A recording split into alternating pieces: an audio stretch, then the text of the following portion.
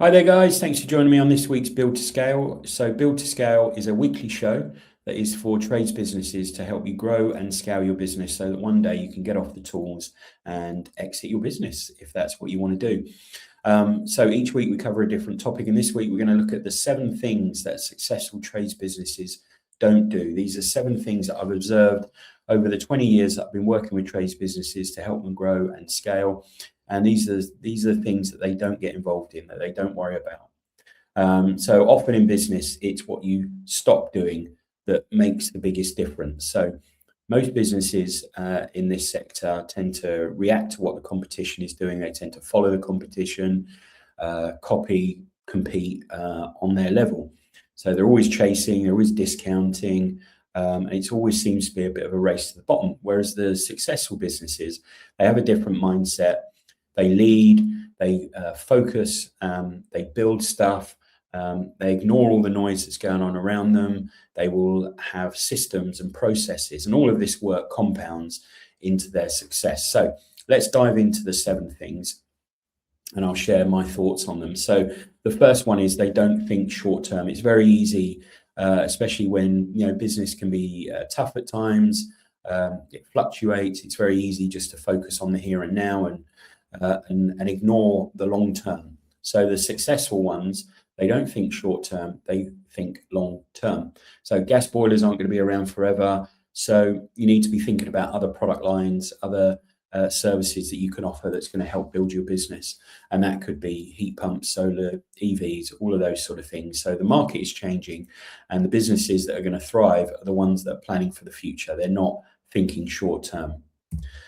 Number 2, the second thing that they don't do is they don't worry about the competition. We spoke about it just at the start of the call, and they're not watching what other plumbing and heating business is doing. They're building a moat around their business. They're busy building. They're building their reviews. They're building their brand. They're developing their services, and they're not interested and they're not worried about what the competition is doing. So focus on your own lane, focus on your own house, and focus on building a moat around your business so it makes it impenetrable. The third thing is, they don't quote against their local cowboy competition. They've built the brand, they've built a solid business, and that means that they're qualifying their customers before the phone even rings. So they're having totally different conversations from the start because they've invested in their brand, they've invested in reviews, they've invested in their products, their website, all of this good stuff. They don't worry about racing to the bottom on price. They've got a premium position in the market, in their local market, and they're attracting premium customers. The fourth thing, they don't just rely on their phone ringing. They don't just rely on word of mouth. They've built a system that can generate leads, whether they're on a job, on holiday, or asleep. And that means having job management tools in play, like Surefire, Jobber, ServiceMate. They've got systems and they've got processes, and they've got people that are answering the phone. This is not all easy stuff to build from the outset, and you do need good revenue coming into your business to do that. But eventually you need to make that leap where you break out of just being a one-van band, where you've got systems and processes. Another great tool is High Level for automating a lot of the stuff in your business. It can automate call answering. It can automate text backs if you miss a call. It can automate when you finish a job that it triggers a review email to be sent out. There's so many tasks that these tools can do now that if you're not adopting them in your business, you're going to have a tough time when you want to take a break from your business. There aren't going to be the systems and processes in place where it's going to run without you. So the fourth thing is they don't just rely on the phone ringing. They've got systems and processes that generate leads when they're away, when they're on a job, or whether they're asleep. The fifth thing, and this is probably one of the biggest, they don't try and do everything themselves. It's very tempting to take everything on, to be busy, but you're often a busy fool. And letting go is hard, but holding on to every single task is what will keep you stuck at the level that you're at, thinking nobody else is going to do it better than me, so I might as well just do it myself. There's lots you can outsource in your business, from operations to finance to marketing to admin to sales. I would start with a VA, a very good virtual assistant. They're worth their weight in gold.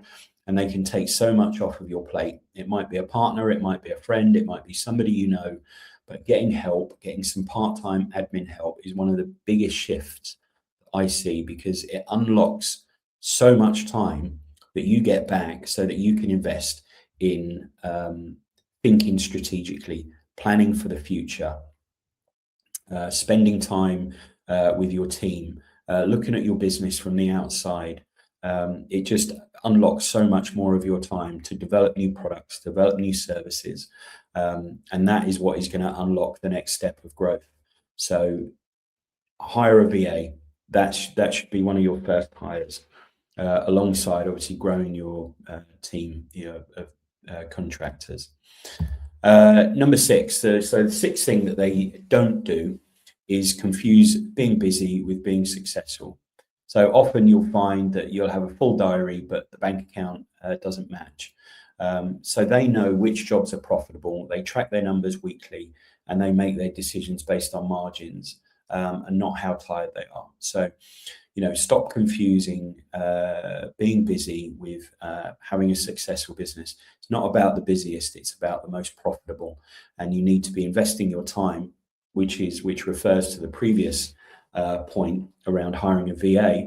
You need to be investing your time into growing a profitable business.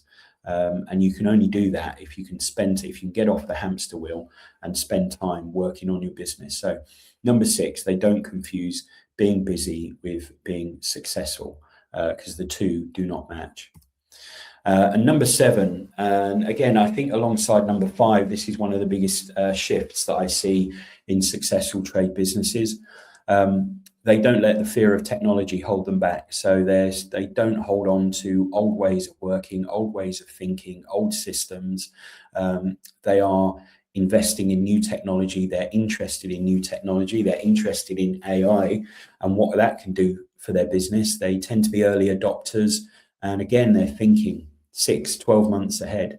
So they don't need to understand how it works. They just need to see what it does. So things like AI call answering, automated reviews, job management software, the ones that do this, they adopt, and they tend to stay ahead of their competition because, they're early adopters. So number seven in this is they don't let the fear of technology hold them back. So they adopt new ways of working, new technology that's going to help propel their business forward. So just a quick recap. It's a quick one this week.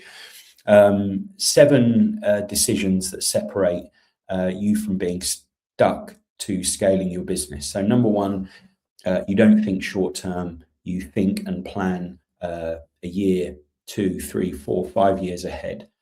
You don't worry about what the competition is doing. You don't see it as a race to the bottom.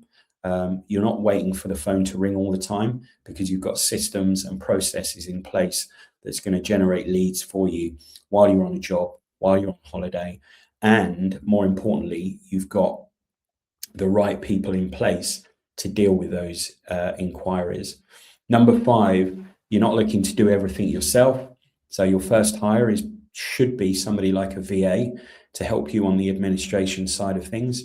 Number 6, you don't confuse being busy with being successful. It's not about being the busiest, it's about being the most profitable. And the final one is you don't fear technology. In fact, you lean in on technology. And these are 7 things that you're not going to do that is going to ultimately make you successful. So hopefully you've enjoyed that this week. It's a quicker episode, but I just wanted to share some thoughts on what I see successful trades businesses, they don't get involved in, they don't do. So hopefully there's something in there that you can pick on and you can say, yeah, that's holding me back, and you can tackle it and you can start to do something about it. So my advice would be pick one of those, which is the one that you feel is holding you back from scaling, and do something about it.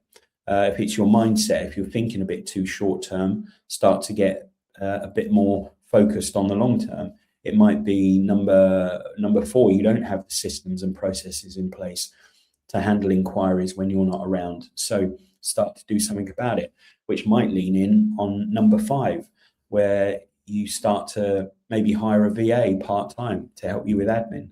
So pick one thing this week, that's holding you back, and then start to do something about it. So hopefully you've enjoyed that episode. I enjoy making these. So please do like and subscribe. If you subscribe to my YouTube channel, you'll get notified first when we put out a new episode. So hit the subscribe button. And if you've got any comments, drop them below and I'll answer them. But thanks for joining me this week, and I'll look forward to joining you next week.